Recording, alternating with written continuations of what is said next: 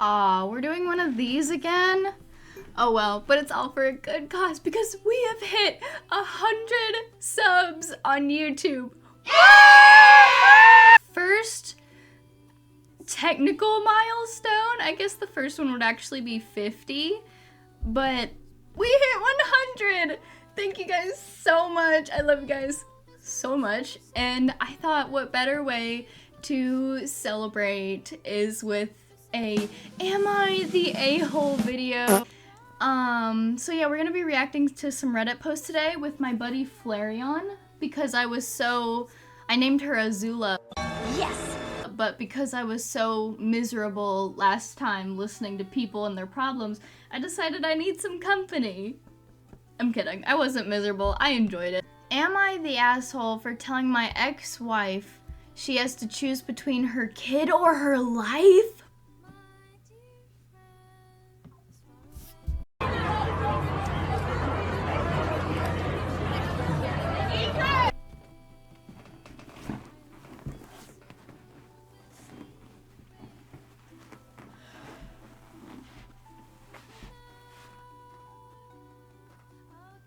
Yeah! What do you think? About a year ago now, my ex and I filed for divorce after a 9-year marriage. Sorry to hear that. She wanted to go live with her new boyfriend in a city 3+ hours away and figure her life out. Good for her. So we agreed I'd get majority custody of our daughter so as to not disrupt her life. It's not looking good for her. That sounds so disrespectful and narcissistic. Excuse me? We then agreed that once she got her life together that she'd move back to our town so we could split time between us for our kid, easily. She decided to change her mind and move to a city an hour away. She did that so her boyfriend could be close to his job so he could be close to his daughter, who he doesn't have custody of. Okay, I'm getting so confused so quickly. Huh? 2 months after the divorce finals, she gets engaged to him and starts telling our daughter that he's stepdad. They've been together for a year at this point, to my knowledge. This bit's important because I feel like it's driving my aggravation a little bit, and I want to make sure what I'm saying is being fair and not being angry. Okay, I respect that. On top of this, when she moved out, she promised to get all her stuff out before the end of the year. Couldn't manage that and didn't get most of it out until mid-January, and there's still stuff she left here? Ew! Not to mention the mess I was left to clean up and repair, damage to the walls from stuff she hung up and didn't take down properly. Okay, that would actually piss me off. I'm sorry, I don't get pissed off easily.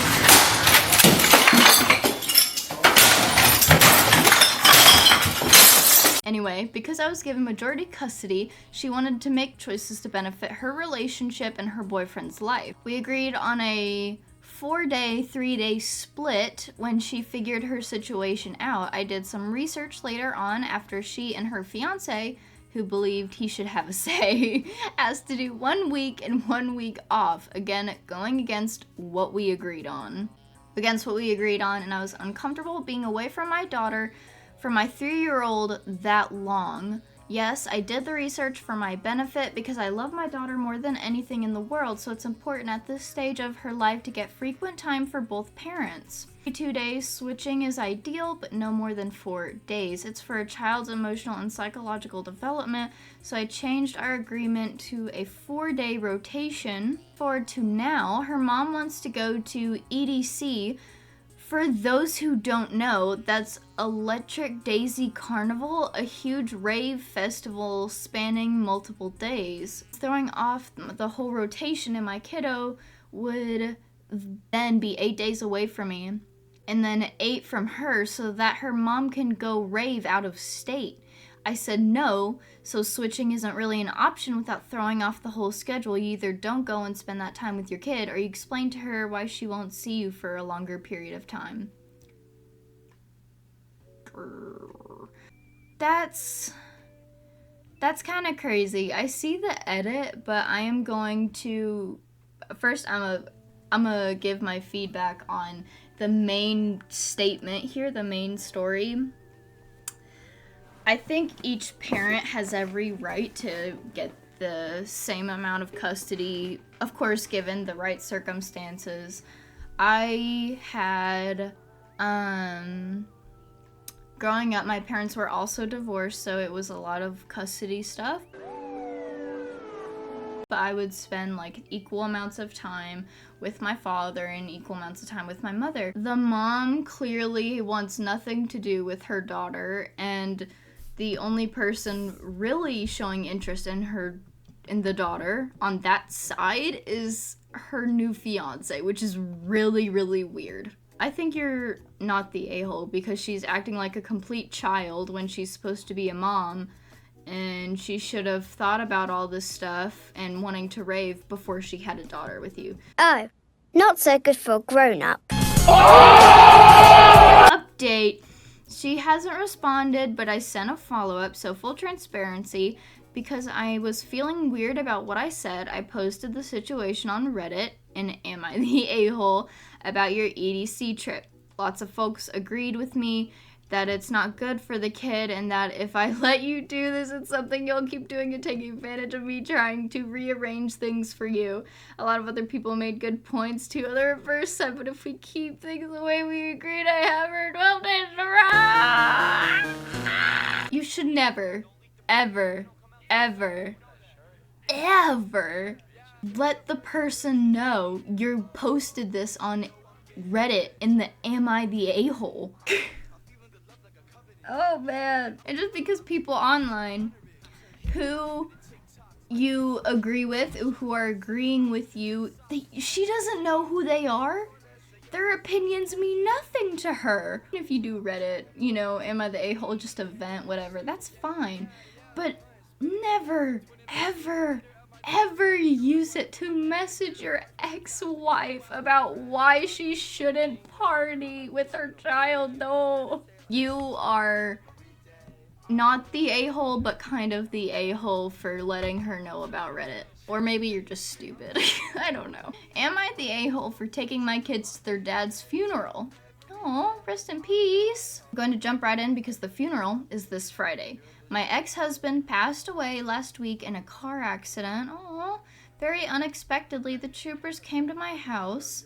I'm his emergency contact to break the news. Before he flew out, he asked me where he should have the service in Texas, where we live, or back in Maryland, where our families and friends all still live. I told him I felt like the service needed to be in Maryland because that was where everyone was, and P, my ex's father, agreed. At the viewing, I mentioned that a friend had paid for tickets to fly home, and I was quickly realizing how much everything was going to cost, and I suddenly was without the financial help of their dad. I was extremely thankful for their generosity. After the viewing, I didn't hear anything from his sister or dad. They didn't ask to see the kids or let me know what was going on with the process, and I was actively trying to navigate the life insurance process while grieving my ex and helping my children with their feelings. Wait, I'm confused. Why aren't they talking to you all of a sudden? You didn't do anything. Nothing happened. The last few days have been a blur of crying and anger for all of us. We are so heartbroken to have lost him. My ex's sister and father flew out on Friday around noon. I got a call from his father telling me we were not welcome at the funeral. I am shocked and hurt, and I told him I had never heard anything so hateful. Then the conversation was over. We were divorced but still good friends. My ex was devoted father. His children were his world. Am I the a-hole for not listening to his father and still taking them? The funeral's open to anyone. I can't imagine us being there among hundreds of other people would be a problem. Edit. For those asking, his reason, he said, well, I gave you a nice service here. We had a short viewing and only previously agreed to the service being in Maryland, so no, there was no service. Also, for clarity, I am the beneficiary on the policies. My ex and I did open his enrollment together every year, and we put each other as our beneficiaries to make it easier if anything like this ever did happen. I have a wrongful death attorney, and he is helping me with the process, but I will reach out to a probate attorney. Thank you everyone for your advice. I don't see why he would be upset that you brought your children. They were obviously very close to him. And I think he's just being a defensive, cranky old father who's like, oh, an ex-girlfriend or ex-wife? Get out of here.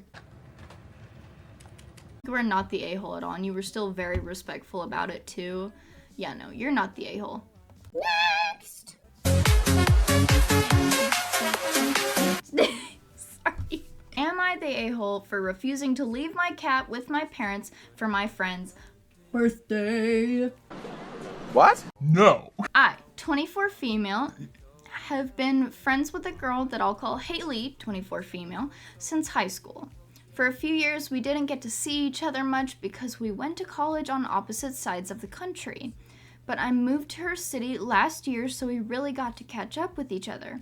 Haley will be turning 25 in a week, so we, along with some other friends, started planning her birthday party a while ago. She wanted to have a rather big party so that she can invite all her friend groups, but we couldn't find anywhere to have it, and she lives in a small apartment. I, on the other hand, have a house. It's not that big, but it's big enough to host the party. So our friends started bringing it up and said that we could throw the party at my house.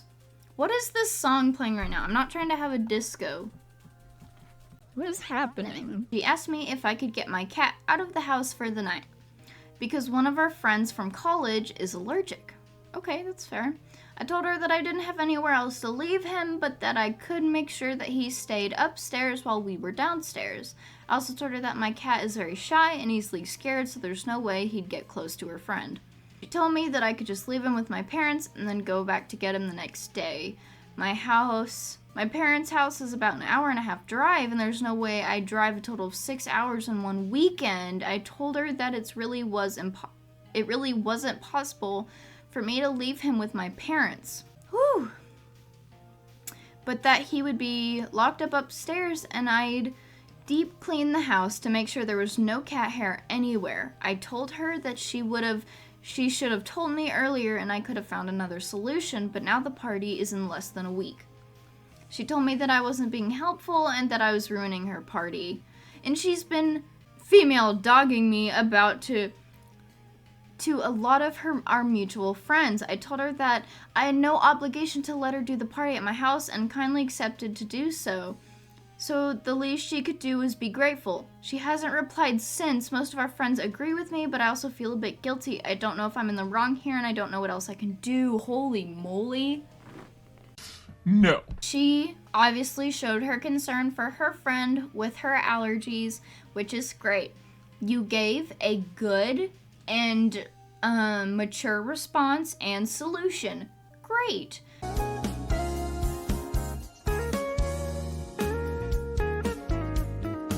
And she responded with pettiness and misunderstanding. Just because it's your birthday doesn't mean you roll over the whole day.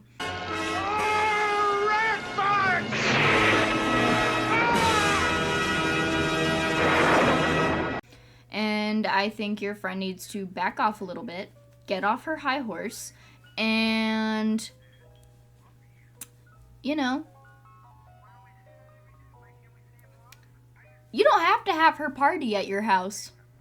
Just cancel. But I think she's being really disrespectful, and you've done so much for her already in regards to hosting it at your house. Driving 6 hours in one weekend just to make sure your cat isn't there when you could easily put your cat upstairs to keep it separate from the party. It's just such a minute thing that you would have to do, and I don't understand why your friend isn't okay with just putting it upstairs. Not the a-hole. Your friend is being petty. Let's go. Cats! Cats for the win!